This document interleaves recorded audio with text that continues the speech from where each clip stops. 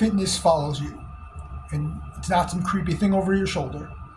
It is your state of being and how much you've put into your physical body.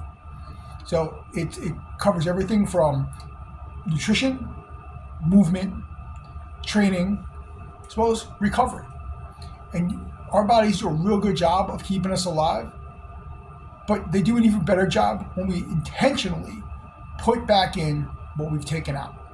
So if we're grinding all day long at work and we're tired, and then we go to the gym and we beat ourselves up for an hour, we got to put back in that tank. And we got to recover. And it's got to be a nutritional thing. It's got to be a relaxation thing. And perhaps even some sort of physical therapy. It could be body work, a massage, a chiropractic adjustment, yoga class. We got to restore. We are fortunate enough that we can literally run ourselves ragged for years, and we'll be able to get up every day and go do it again. But that's going to follow you. It's going to be chronic illness, chronic pain, or worse.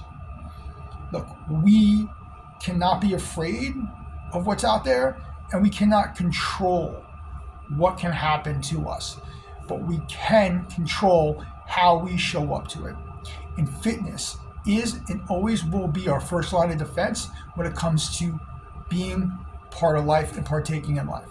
So if you just work out for 15 minutes a day, or you work out 6 days a week for an hour, whatever it is that you have to do to begin, and whatever you want to accomplish, determine what those parameters are. Okay, so somebody who works out 6 days a week, high level, wants maximum results, and is willing to give it all that. That's great. Does that work for everybody? No. But if that's what that person wants, then absolutely go for it. And perhaps you look at somebody who works out like that, do you think they started off like that? Most likely not. They're probably where you are. So get your feet wet. Dedicate 3 to 4 days a week of at least 20 minutes to half hour doing something. And if you don't know what to do, just ask somebody.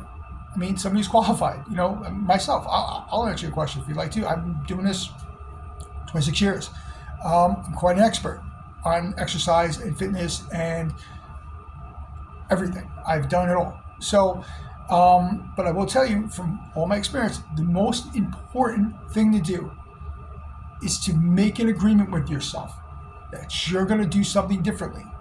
Set up the plan to do what it is you're going to do and be consistent. You do those 3 things, and I promise you, what you want to achieve, you'll get there.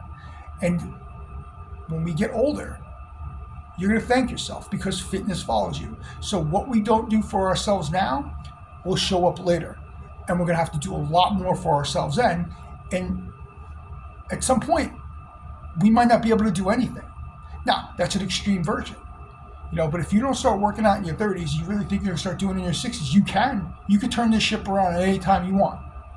But if you're in your prime of your life and you're not willing to give yourself 25 minutes a day of exercise, do you think you're going to do it at 65? Maybe if you have a big scare, but do you really want that to be what drives you?